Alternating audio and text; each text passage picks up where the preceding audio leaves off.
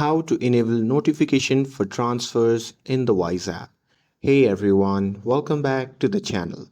So if you want to get instant alerts when your money moves with Wise, well in this video I'll show you how to enable notification for transfers so you never miss an update. So now without further ado, let's get started.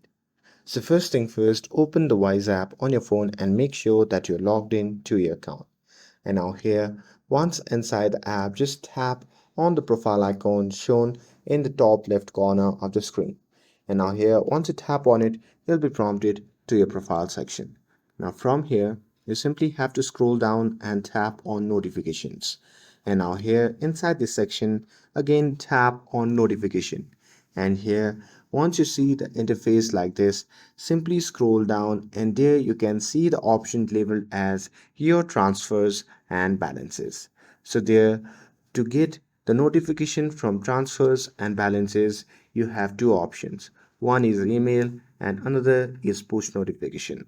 So you can simply enable this both options if it is disabled in your account, and that's it.